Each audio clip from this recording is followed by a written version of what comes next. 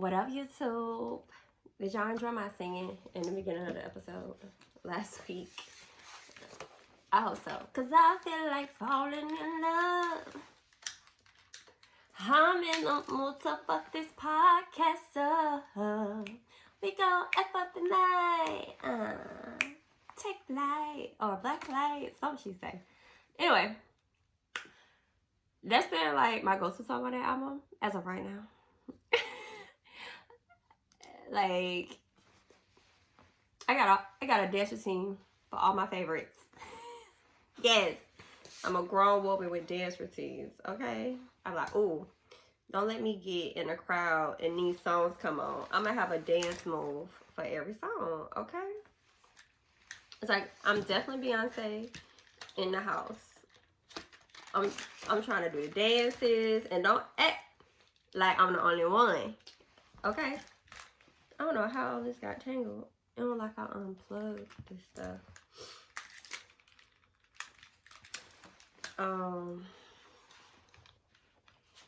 The other one thick as getting bigger.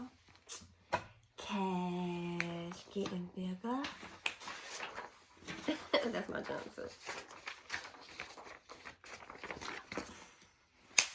We gonna get it together. Check, check, check. All right, mic is plugged in. I really need to get headphones that's not battery operated. Yes, we still on the come up here. When I brought this equipment, I was like, I'm not going to invest in like crazy headphones until like, or a mic until I'm like really, really sure. And I get reassurance and more confirmation every day. And today, I'm not gonna talk about this on the pod for the sake of time, so I'm gonna talk to my YouTubers. That's the benefit of being on the channel. So a few things.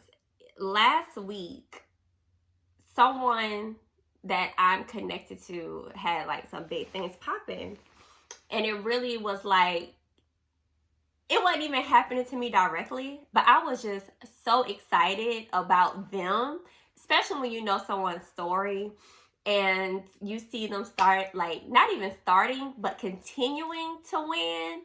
Man, that really, like, touched my soul. And on that same day, I got a random text from someone that I know that messaged me out the blue about the podcast. And then I was on the phone at the same time with somebody else and them telling me how much they love the podcast. And it's coming from my tribe. The difference is I have plenty of people that I vibe with in my tribe. Like, I don't have a big tribe, but I have, like, I can say, like, and this might sound like a lot because some people like, well, having one good friend, but I have like at least 9 girls that I can go to that will keep it real funky with me. You know what I'm saying? And let me take that back. I ain't gonna take back that I have 9 girls to keep it funky, but I have 9 friends that I can totally depend on for support. And then there's the few that can keep it real gutter with me and funky, and they can come to me and be like, listen, sis, this, that, check yourself. And then at the same time, they're not light with compliments. So when it comes from them, I know it's the truth. And them telling me about the podcast and how amazing it is and how they actually tune in and listen to. And I know they listen because they can literally quote things that I said on a podcast, reference things. That's when you really know somebody listening. Because somebody might be like, oh yeah, I like your stuff, I like what you're doing, but can't even refer to nothing that you said. Then they not really listening. But I got all of that on the same day. And I'm just saying that to say, like, surround yourself and having a tribe of people that really got you is so major. And be excited, because that means when your tribe is getting blessed, God is in the vicinity, okay? So just as excited as I get about my own stuff, I feel just as excited for them. And I can't wait to see how God continues to move in their life. Because just watching them glow and glow and glow up, I'm like, hey, I'm in that circle, so I'm gonna glow up, glow up, glow up with you. And by pure motivation, not even them directly having to do anything for me, you know what I'm saying? Just knowing that, look at my friend, look at who I'm connected to, you know what I'm saying? And I'm like, okay, God, I see them killing it, so I know you gonna be coming right along that block. So it's super dope. It's super exciting. So we don't get into recording the pod. I like coming on YouTube and just rolling off the tongue because it's video, it's connected. When I'm doing this on the podcast, typically podcast listeners have like that 45-minute attention span, specifically because I'm not at the fame level yet where people can hold on to my every word for 2 hours. Because some podcasts be like 2 hours. I think Drink Channels sometimes they got a 3-4 hour podcast, and I'd be like, I can barely finish them episodes. So I know my listeners ain't there yet, and or whatever. But anywho, YouTube, y'all always be coming through on clutch for me to just spill it all out and talk about it on an extensive level. You know what I'm saying? So thanks for subscribing and tuning in. And if you haven't hit the subscribe button, but you're coming here regularly, go ahead, hit that subscribe button. Support your girl. Let me see it. Okay? We'll start a new project. Generate tracks. Add a track.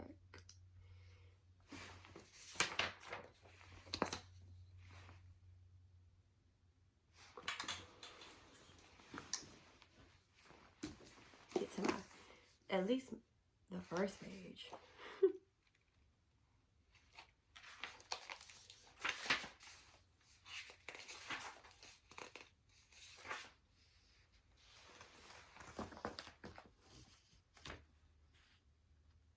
All right.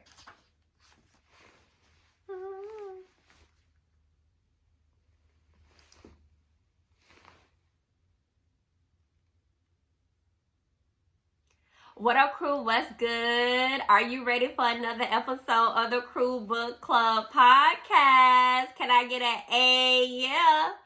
A. It is another beautiful opportunity to embrace a new week. The Mondays. Woo! I told y'all I love Mondays. And it's not just because the podcast dropped. It's just like it's a new week, a new opportunity to kill it. Okay? A new opportunity to move forward. Like your new, you know how we have New Year goals? Like, oh, I'm going to do all my goals. Like your new year can start right now. Every business has a fiscal year. And every business fiscal year isn't the same date. So treat your life as you are your own CEO. And if today is your fiscal day where you make the change and you stand on that thing, let today be your fiscal year, okay? And we celebrate it. We can celebrate that every year. The fiscal year for the Crew Book Club podcast is April 4th. You know, that's when I went live on my first episode and launched the Crew Book Club podcast episodes. Yes, so let it be. And that was, when was that? Last year. Yeah, last year I used to go live every Sunday at 7 p.m. and do what I do now here on the pod. And look, that turned into a YouTube channel and anywhere you listen to podcasts. Ain't God good? God is so good. So if today is your fiscal Monday, mark that date in your calendar right now and be your change. All right? So how are you feeling? Okay? If you feeling good, feeling great, hey, feeling good, feeling great, how are you? Keep that energy up. If you feeling like, girl, it ain't it. Today ain't it. That's okay. Let's pivot and make the statement, today is it. Okay? My life is lit. It is it. All right? No matter what is going on, I can get through this. I'm living and breathing, and I got another opportunity to change my life. All right? All right, so we got some juicy stuff to get into this episode. We're continuing our book, The Gift of Imperfection by Brené Brown. Super excited. If you're wondering, hey, what other ways can I connect with you? We are on the YouTube channel, and I just did like a 5-minute introduction talking about some exciting news and how to be excited for your tribe and trusting God that He is in the vicinity. And so if you want to go and watch that, the link will be in the show notes to look at the beginning of the YouTube channel. I always hop on there and drop some gems and have a conversation for the sake of time being on the pod. So that's another way to get a visual too, because your girl looking fly right now. Okay, so you need to see what I'm working with. Also, you can go on our Instagram, the Crew Book Club. We're on there. We're on TikTok. We're on Fanbase. And let me tell y'all, please support Fanbase. Okay, your girl got stock in Fanbase. All right. So it ain't like no big stock. At the time that I brought stock in Fanbase, I can only afford like one stock. But at the end of the day, I was just like, it was probably the price that I would pay for a nice bag. And I was just like, I'd rather put it in that than to buy something else. You know what I'm saying? So those are places where you can find the Crew Book Club and connect with us on there. All right. So we gonna just get into this episode, and the first segment of the show, before we do anything, the same way you say grace before you eat your plate of food, that's the same way we gonna go into this podcast on Who Gonna Check Me, Boo? He is always checking us, right? Because we deserve to be checked. We welcome a good check because it keeps us in check. Okay? My head and heart needs to be in check with God. So thank Him for allowing you to be able to have another day and for me to be on here recording this podcast. Okay, so the title of this Who Gonna Check Me Boo moment is We Believers Are Recession Proof. Okay? I read this scripture by doing Bible study with the Hubs, and it was Matthew chapter 6, and the ones that stuck out the most was scripture 31 through 32. So that was Matthew chapter 6, verse 31 through 32. It says, "So don't worry about these things, saying, what will we eat? What will we drink? What will we wear? These things dominate the thoughts of unbelievers, but your heavenly Father already knows all your needs." Woo! Okay? I feel like this was so appropriate in a time where people are worrying about a recession. They're worrying about, oh my God, food prices are going up. Gas prices are going up. Like everything is inflated, right? And then it's just like, do you know who I serve? Do you know the God that I serve? The provider and that got my back, my front, and my sides. I have on so much armor that if worry come my way, I'm deflecting. I'm fighting it. And sometimes you have on armor, but there's ways to get through the armor. Those little secret points to get through the armor. And sometimes that worry might creep in and that doubt might creep in. It's just we turn to Him in those moments. As a warrior or a soldier goes, they're fighting the battle. They keep going. They don't stop right in the middle of the battle because they got pinched or hurt in that moment. They still fight to survive. And then they go back and regroup to fight again. So that is the same way how I felt like with everything that's coming around, and I'm 34, and in my lifetime, we might have not experienced something like this before. Your girl done been to college, I've been out. Well, Roman noodles and hot dogs were my breakfast, lunch, and dinner. Like, I done scraped and had to look at the pump and only can afford $10. Like, we done been there, okay? So, I don't know if you've been there, but I done been there. And let me tell you, God has always brought us through. So, why wouldn't He do it this time? Like the famous Thai tribute, if He did it before, He can do it again. If He did it before, He can do it again, okay? So, we ain't worried about nothing over here. If you are a believer, just know you're recession proof, baby. And it's not a day that's not gonna go by when you're not gonna have no food, a place to lay your head, clothes on your back. Your needs will be taken care of, okay? So just trust in God. Yes, so that was a who gon' check me, boo. We believers are recession proof, okay? Matthew 6, verse 31 through 32. All right, so Crew Love, I did not receive a written review. I just received some amazing texts and love from some people that I know are a part of the crew. Now, I really appreciate all of that. And if you like, girl, yes, we love you, that's all you need to say right there, right now. Go click on write a review if you listen to it on the Apple podcast so I can share it with the rest of the crew. If you're listening on Spotify, please leave 5 stars. I greatly appreciate it. And if you're listening anywhere else and I can't necessarily see your Crew Love, please share it, tell a friend, hit me up on YouTube, Instagram, fan base, and just follow the Crew Book Club and DM me a thank you. We love the show. All right? I want to get to know y'all. That's what the crew about. I want to intimately get to know you guys as much as I can, okay? All right. So we're getting into the Gifts of Imperfection. And remember, these aren't chapters. These are just titles. So we're going to go through 2 title chapters. 1, the things that get in the way. Okay, because a lot of things get in the way, right? And then the other chapter we're going to hit into is Cultivating Authenticity. Letting go of what people think. Let it go.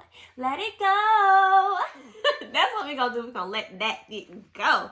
All right? And remember, all of the books that I try to pick out, check Audible. And if you like, even if you're not listening to the podcast books, you can listen to, they have theatrical shows, they have wellness programs, they have comedy, they have so many different stories that you can listen to, documentaries on Audible. So right now you can get a free 30-day experience through Audible and the crew. Just go to audible.com/crewlove. The link is in the show notes as well. Or if you go and check out, you can put the promo code CREWLOVE, CREWLOV. All right? All right, so check that out. Now, the things that get in the way.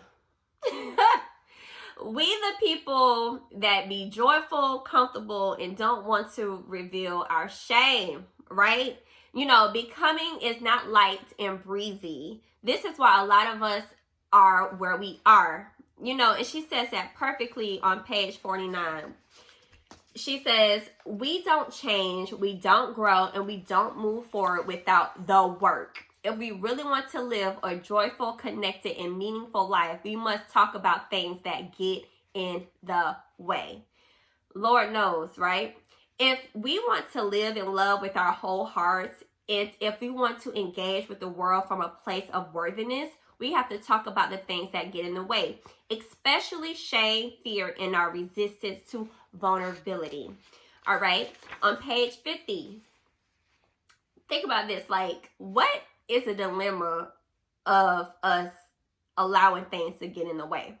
Why is it how to so alluring when truthfully we already know how to, yet we're still standing in the same place, longing for more joy, connection, and meaning? Whew. It's like we know better, but we don't do better. And all the information that we have can help us elevate. It's just we end up being in the same spot. So what is the dilemma of that see, my words are getting in my way. All right.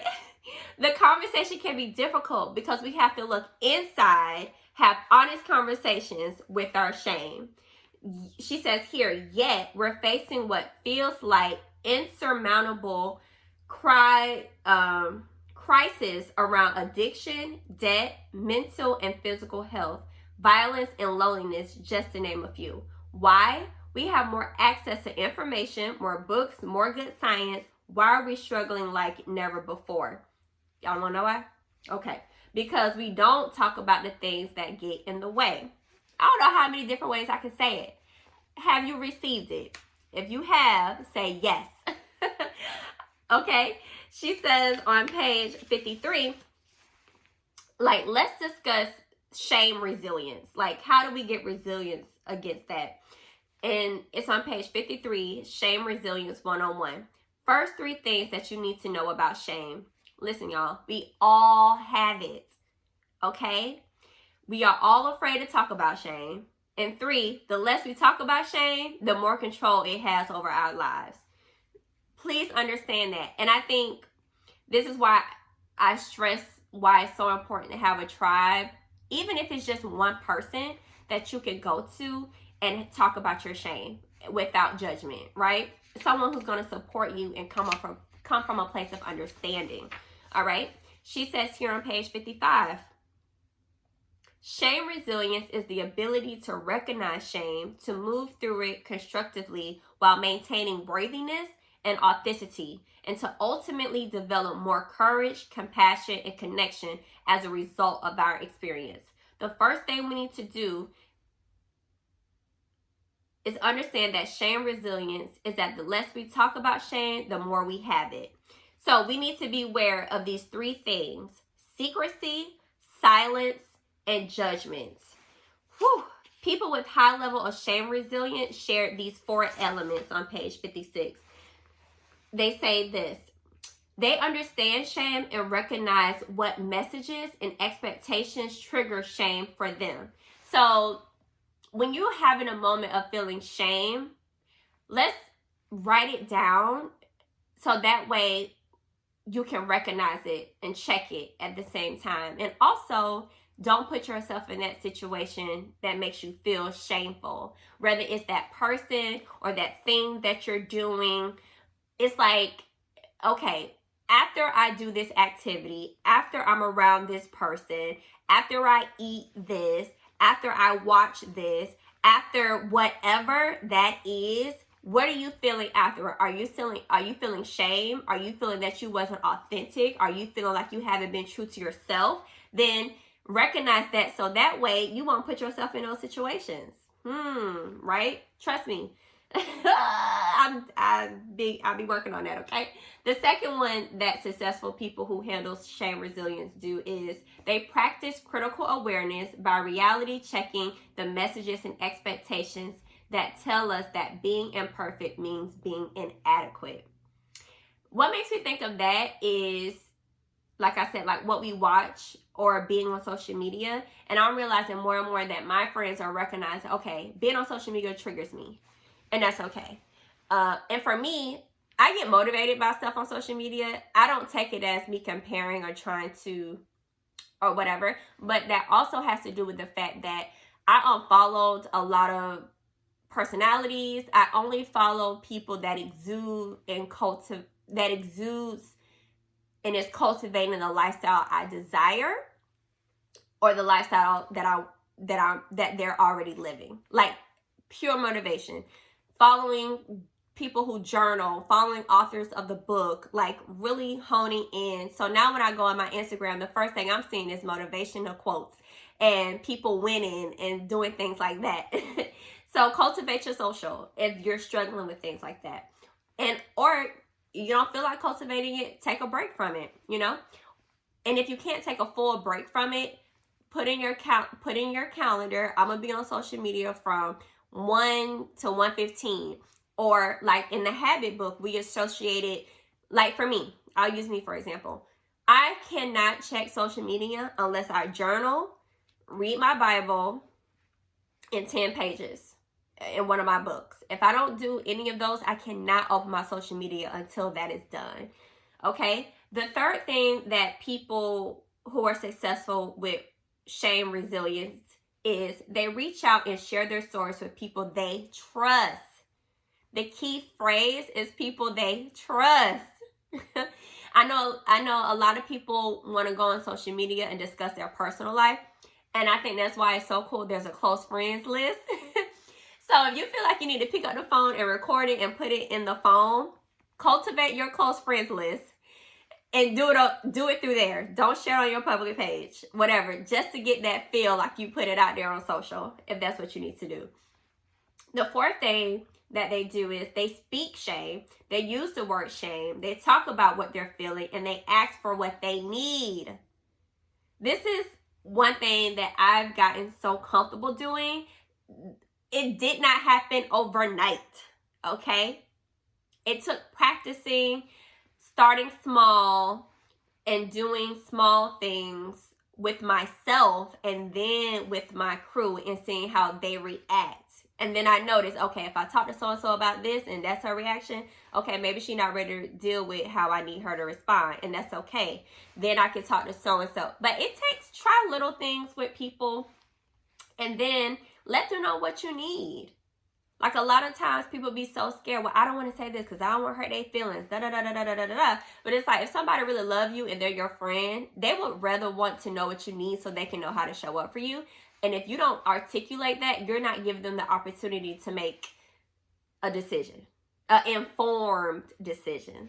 So that was really good. Ways to be successful in practicing shame resilience. All right, use the word shame. Like, girl, I feel so ashamed that I did this or responded this way, or I feel so ashamed that I didn't eat like this. Own your shame. Like, own your shame. We talked about owning our story, and your story could be amazingly beautiful and all of those things with accepting what you're shameful for. I think that's the beauty of a story, of a successful story. Like, knowing what someone genuinely went through, that's what we connect, because it's relatable, it's authentic, because we all going through shit. Excuse my French, but it's true. All right, so be aware of those things, and the things that get in the way chapter is so good. I've had so much to highlight and talk about. I just try to give you those knockout points so you can go get the book yourself. And if you want to order the book, that's in the show notes as well. All right, so let's talk about, cultivating authenticity, letting go of what people think. Ooh. You ever meet somebody like, oh, I don't care what people think, but then they're stressing about what they're wearing or stressing about what they're doing? It's just like, okay, are you sure you don't care what people think, or are you caring too much of what you're doing so people can think this of you? It's still caring about what people think at the end of the day. One of the things that I struggled with was being a people pleaser, which people pleasing, caring what people think and what I do, and I'm doing it to please them. And I had to go to therapy to get through that. And I told y'all I have the relationship with BetterHelp.com/crewlove, where you get 10% off your first month of therapy. And I just tell people, just try it. Therapy is not a lifelong commitment. It's just a commitment you have to make to get through your tough times. And it's best to have someone who can guide you mentally and that you can be so bare-hearted with, that can really help serve you. So try it out. I use it regularly when I need to be kicked in the tush, okay? And it's a good kick-in. It's not like a bad check to myself. It's just like, okay, how can I mentally better myself and prepare myself and recognize of letting things go? And that goes into the letting go of what people think. So go to BetterHelp.com/crewlove. That's BetterHelp.com/crewlove to get your 10% off your first month of therapy. They take insurance. They have, you can apply for aid if you can't afford it with insurance. So don't let money be an excuse on why you can't try therapy. All right. BetterHelp they have that for you for help. So cultivating authenticity, letting go of what people think. Page 67 through 73. Choosing authenticity means, dun, dun, dun.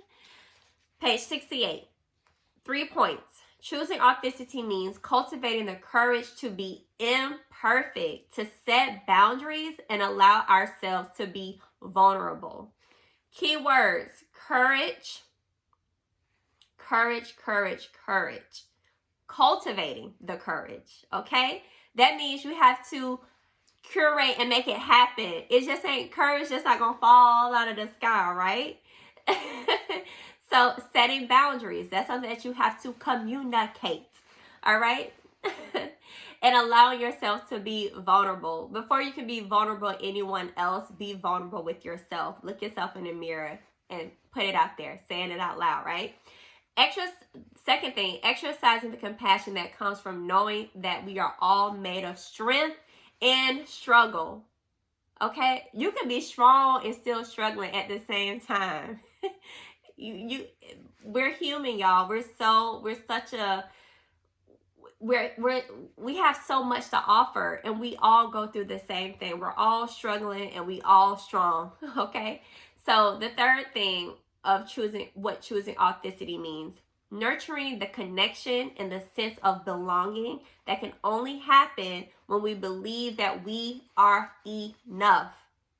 Sis, no matter what you are going through, what you are facing, you are enough. Just like what we talked about in the beginning of the episode, like, as a believer in Christ, God got you. And he loves you just the way you are. Who cares what other people think? They don't pay your bills. Okay? They're not going to decide whether you go to heaven or hell. They didn't die on the cross for your sins. God loves you for who you are, and you are enough. All right? Whew. I'm talking to myself. I'm literally looking in the camera and I'm talking to myself. All right? So those are ways of choosing authenticity. And I want you to remember this. She has this on page 69. When you're, sorry y'all. Okay. When you guys are changing and cultivating your new space of courage and setting boundaries, everybody not going to understand, okay? So she says here on page 69, some will find inspiration in our new commitments. Others may perceive that we're changing too much, maybe even abandoning them or holding up an uncomfortable mirror. It's not so much the act of authenticity that challenged the status quo. I think it's the audacity of authenticity. Ooh. It's like, yes, I have the audacity to walk around and be me. And what you gonna do about it? Not a darn thing. You know why? Because you are not my God. Okay? You don't live in my household. You don't know me like God know me. So don't be hating because I got the audacity to be authentic. Okay? And I honestly think when people have an issue with something that you are expressing, it's either not because it's like they jealous or anything. They're like, dang, she got the nerve to be out here telling her truth and living her truth. Yes, sir. Because there ain't nothing you can say or do when I walk into the room that I'm not being authentic about myself. You can be a fly on the wall and you're going to get the same shot at. And that took a lot of work. It's more hard work to wear the mask than to just take the mask off and leave the mask over there. Seriously. Think about during COVID when you was wearing a mask. It was uncomfortable, right? Even though it was quote unquote supposed to be protecting you, at the end of the day, it was still hard to put on the mask every day. The same as being your authentic you. Like, you gotta get up, still handle your real life stuff, and get out here into this world and not be authentic. I ain't got time for that. That's why letting go of what people think is so important. And that's why we have to cultivate authenticity. It's just not going to happen tomorrow. But you can practice that. And it's not just, once you get it, it ain't going to always be easy. So just continue to do it and to be authentic, okay? So go out here, girl, and have the audacity to be yourself.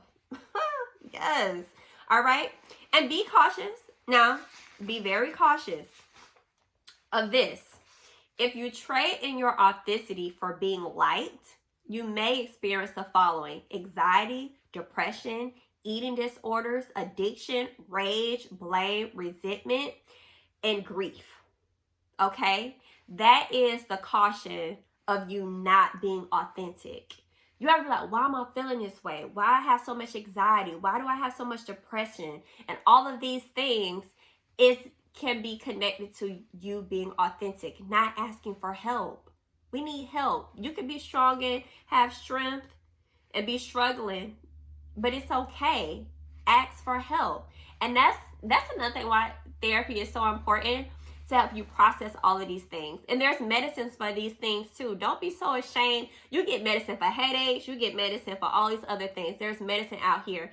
And also, people misuse these terms too. And going to therapy will help you understand and solidify those things as well. So don't forget BetterHelp.com/crewlove. And it's not a shameless plug of any sorts. I am here to help you. And I'm not going to give y'all anything that did not help me. And I'm not saying my way is the best way. I'm just giving you my testimony, and then you can try it. And if you find something else that works for you, please share it with me so I can share it with the crew. That's what this environment that I'm curating is about. All right? Everything not going to always work for someone, but having a crew of people that can give and bounce ideas on how they heal can help heal someone else. Like, your testimony is your testimony until you share it. And just remember, you're not going through life just for yourself. You're experiencing things to help other people grow and elevate as well. Like, it don't dumb down your story. Like, your story can help someone, all right? So, just be cautious of that. That was so good. Y'all, the goal is to be authentic, y'all, not to be liked. And I realized everybody not gonna like me, so I would rather be authentic and have the people that like me for me. And that's it. I would rather have that. Oh, revelation. It's like, why fake it? You wonder why you got fake friends? Because you're not even being authentic to them. Because if you was really who you were or wanted to be, then you would have people accepting you for you. Oh, okay? So I would rather be my 100% authentic self, and the people that stay and love me for me will be here to help me get through my worst days and be here for my best days. Oh, that was so good. All right. Yes. I'm telling y'all, I'm not somebody... This is not something that's happening overnight, which I want people to understand. This is something I'm constantly becoming. And this is why it's so important. Like, I'm getting teary-eyed. This is why it's so important to read these type of books. And to have a relationship with Christ. Like, if you're mixing a pot of all that goodness, you're going to get goodness. Okay? So, yes, let's get into the challenge of the week. The challenge of the week was inspired off page 64 and 65 of the chapters we went over today. Kickstart your shame resilience. I want y'all to kickstart your shame resilience. I want you to grab your journal or screenshot the show so you know where to listen for your homework. Yes, you guys have homework. This is what I want you to do. I want you to answer the 4 questions that were listed in the chapter about the things that get in the way. Write these down. Who do you become when you're backed into that shame corner? 2, how do you protect yourself? 3, who do you call to work through the mean, nastiest, or the crying hides, or the people pleasing? And 4, what's the most courageous thing you could do for yourself when you feel small and hurt? Okay? I am going to do this myself and get on Instagram or whatnot and post about it, and I'll do another link for the for YouTube. But do this activity and really connect, because then I think these questions are good, because when you're experiencing that moment of shame, you can go back to these questions and see who you wrote down, see what you can do to protect yourself. Because I think when we're experiencing a shameful moment, it's hard for our brains to process a non-emotional response. So when we have things written down that we can reference, it's like research on yourself. You are your own author of your story. And as an author who researches, you can go back and look at your notes to help you, right? So do that. That's the challenge of the week, is to kickstart your shame resilience plan. Okay? All right. So let's get into what would the crow do as some advice. All right, let's hop into it. I work in corporate and I was just promoted among my peers. Wait, pause. Ask your questions. Give your scenarios. You can DM them at the Crew Book Club, or you can click the email and email it to the Crew Book Club at gmail.com. And just type in ask advice so I can answer your advice here on the pod. You never know who you could be helping. I do my best to give the best advice, okay? All right, so It says, I work in corporate and I was just promoted among my peers. Now that I am in management position, I know I have to delegate tasks to my team that used to be my friends on the weekends. They are making my job difficult because they want me to let them slack on deadlines and rules in the office since I know them. I am acting different in confrontation. I have been in this position before. I remember when I was working for Cash America and I was a new girl from out of town, and I kind of it wasn't so much as I was friends, but I remember I connected with everybody, and this one particular girl that I was cool with, she wanted the same position, and I ended up getting the position over her, and it was some confrontation and things like that, and we ended up working it out over conversation or whatnot. It's just, when I'm reading this, it's just like, you said they're your friends on the weekend. It's not even on the weekend thing. It's friends. So if they're your friends and they're not supporting you at doing your best, are they really your friends?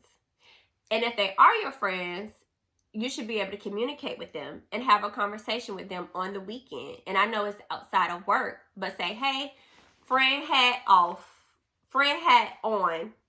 This is what I need from you at work for us to continue to be friends. And this is where you have to decide, do I cut them off as friends? Because you're not going to not be their manager. You can't go to your boss and be like, hey, these are my friends. They don't respect me, and I don't want to tell them what to do. So can I not be the manager in this department? Girl, no. No, you cannot do that. What you can do is go to your quote-unquote friends and say, hey, this is my job now. Please respect it. If you want to continue our friendship, you're going to have to respect my position as your manager. Okay? And you're going to have to be able to separate our friendship and management. And let me tell you, it's not going to always turn out how you would want it to turn out. You could lose these friends. And if they walk away and not be your friend and not respect you in your new position that you're elevating in, they are not your friends. Okay? So that's my advice. Communicate with them how you're feeling and set the boundaries with them. And if they are your friends, they will respect you in your decision. And then you have the right to not associate yourself with people who are not going to respect you, whether it's at work or in your friendship. So that will be my advice for what would the crew do. Ask advice on this. If you have something else that you think could work, hit me up. I'll share it on Instagram or whatnot, and we can talk about it further there. All right, so this episode was just so bomb, y'all. I had so much fun dropping these gems with y'all today. I hope you loved it. If you loved it, please share, tell a friend, drop a review, and all of that, okay? And before we can even end the episode, you know I got to give you the quote of the week. It comes from our author, Brene Brown, on page 49. Listen, y'all, we don't change, we don't grow, and we don't move forward without the work. If we really want to live a joyful, connected, and meaningful life, we must talk about things that get in the way. All right, crew? Go out into the world, be your 100% authentic self, and don't let no one tell you who you should be, and talk about things that get in the way. It's your girl, Shada, and I'm checking out of this episode of the Crew Book Club podcast. Hey!